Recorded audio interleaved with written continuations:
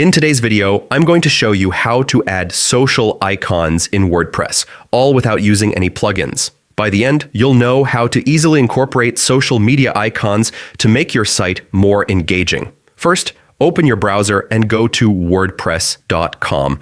Click the login button at the top right. The fastest way is continue with Google, so you don't need an extra password. Select your account, and you'll be taken straight to your dashboard. On the right panel under Quick Links, click Edit Site.